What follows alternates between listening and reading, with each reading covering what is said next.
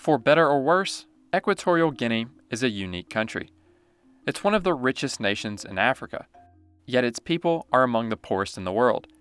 It's the only African country where Spanish is the official language, and its first president, Francisco Macias, was a mentally unstable dictator who once ordered the execution of people wearing glasses, banned fishing, and committed countless other shocking acts, some of which you'll hear about in this video. This video will explore Equatorial Guinea's geography, primarily through the lens of the Nguema family's absolute insane rule, which has shaped the country since its independence in 1968.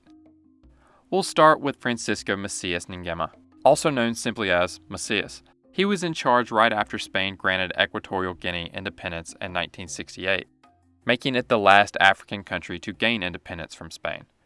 Said to be the son of a witch doctor, Macias was already rumored to be mentally unstable early in his career.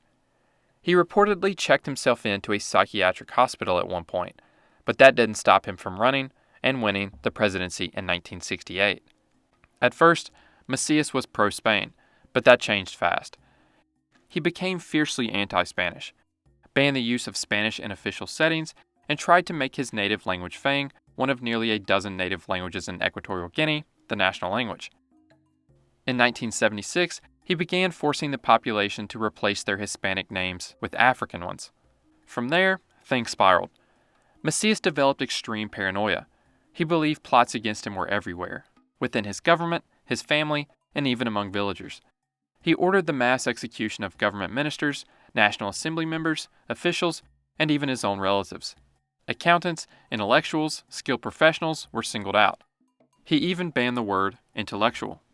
Simply wearing glasses could get you executed. Christianity was banned. The country's slogan became, "There is no other God than Macias." Western clothes, food, and medicine were also banned. He hoarded the little food available in the country and resold it at prices most couldn't afford, and only when he felt like it. The result? Widespread starvation and economic collapse. If you tried to flee by boat, too bad. He destroyed them.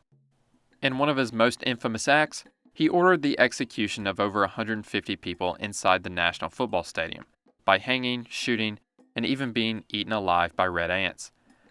The executioners allegedly wore Santa Claus costumes. As Mary Hopkins' "Those Were the Days" blared from loudspeakers. He renamed Bioko Island, home to the capital Malabo, after himself, and in his later years, he retreated to his rural hometown, where he reportedly continued executing people personally. He once stated that he believed Hitler had planned to free Africa from its colonizers, but only ended up conquering Europe because he got confused. He sent his children with his wife to be raised in North Korea. Their mother left, and they were raised by Kim Il-sung, the founder of North Korea. On August 3, 1979, he was overthrown in a coup led by his nephew, Teodoro Obiang Nguema Mbasogo, whose brother had been killed by Macias. Isolated in his palace and gripped by paranoia, Macias was unable to organize a defense.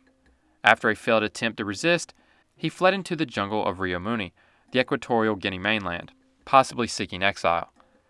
On August 18th, he was found by an old woman, exhausted and delirious, sitting beneath a tree and eating sugarcane.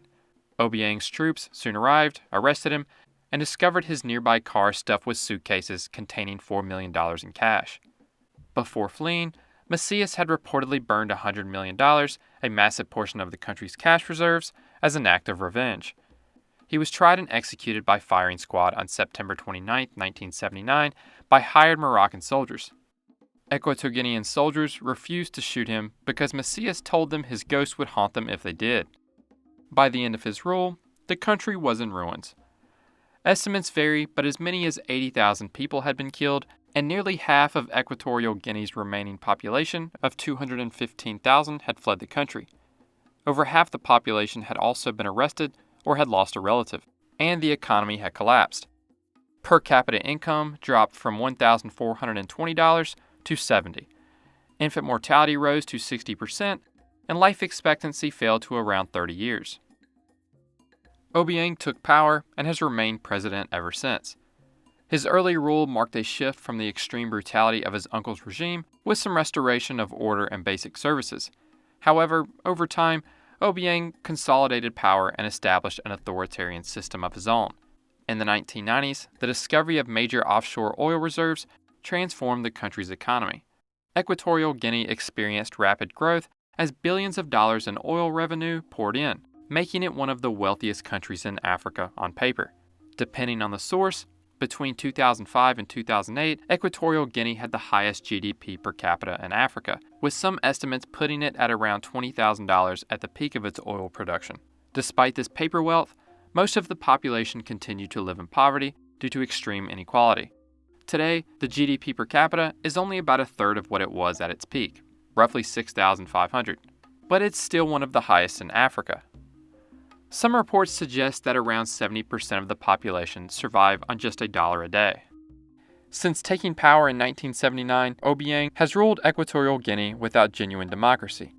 And though he's not as brutal as his uncle, he continues to maintain one of the worst human rights records in the world. However, his long tenure has brought a level of political stability that allowed the country to grow economically, especially after the discovery of oil. He has survived multiple coup attempts, the most dramatic occurring in 2004. That year, a plot to overthrow him and install an exiled opposition leader was allegedly led by former British SAS officer Simon Mann, who was arrested in Zimbabwe with a plane full of mercenaries and a large weapons cache. Around the same time, 15 others were arrested in Equatorial Guinea as the advance team. Testimony linked Mann directly to the operation, and Mark Thatcher, son of the former UK Prime Minister, was later fined for helping finance it. In 2020, Equatorial Guinea ranked 174th out of 180 countries on Transparency International's Corruption Perceptions Index. The country's Anti-Corruption Commission, launched in 2022, is led by Vice President Teodoro Nguema Obiang Mange, also known as Teddy. He is the son of the longtime president. While earning just €3,200 a month as Minister of Forestry, he spent millions on luxury cars, yachts, mansions, and Michael Jackson memorabilia. He also purchased a $31 million Malibu estate and a Paris mansion later raided by police. In 2018, he arrived in Brazil with $1.4 million in cash and $15 million in watches. His lavish lifestyle, often flaunted on his Instagram, led to investigations and asset seizures in the US, France, and Switzerland. He was convicted in absentia in France, had dozens of luxury cars auctioned off, and was hit with UK sanctions in 2021. In 2025, Brazilian authorities charged him with money laundering tied to a $2.5 million apartment. Despite all of this, he remains vice president and heir apparent. But amid all the problems, there are signs of progress and potential in Equatorial Guinea. While oil still dominates the economy, the government has acknowledged the need to diversify. Recent efforts have included investments in agriculture, fisheries, and tourism. The country is part of the Africa Continental Free Trade Area, which can encourage regional trade.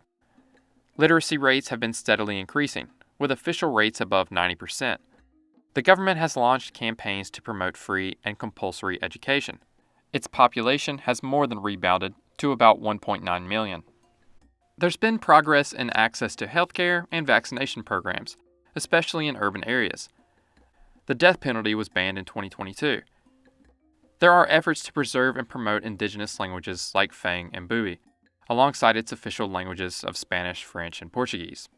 Though few people actually speak French and Portuguese, they were made official for political and economic reasons. Despite its small size, Equatorial Guinea is rich in biodiversity and has made efforts to protect it, such as establishing national parks. Though infrastructure isn't great in some areas, it still has some of the best in Central Africa due to heavy investment in roads, airports, seaports, and electricity. The capital, Malabo, and the new administrative capital, Ciudad de la Paz, have both seen significant modernization. Ciudad de la Paz is a massive, costly project to build a new capital in the rainforest. Designed to replace Malabo as the administrative center, the city features grand boulevards, government buildings, and luxury developments. But its creation hasn't been without criticism. Many argue that it serves more to project power and control than to meet the needs of a population that still lacks basic services. This could also be another form of corruption. The ruling family might be using construction companies to fake high costs just so they can skim off the top and pay themselves with public money. There have also been numerous delays, including one incident where President Obiang reportedly ordered an entire building to be moved because he didn't like the view. Whether or not real change is happening, Equatorial Guinea's leadership is working to reshape its image abroad. investing in PR firms and offering sponsored tours to social media influencers to promote a more positive image of the country. The motive may be a mix of gaining legitimacy, attracting investment, and boosting the president's legacy. Equatorial Guinea's future remains uncertain. While living conditions have improved since the brutal regime of Macias, President Obiang's son is expected to take power next.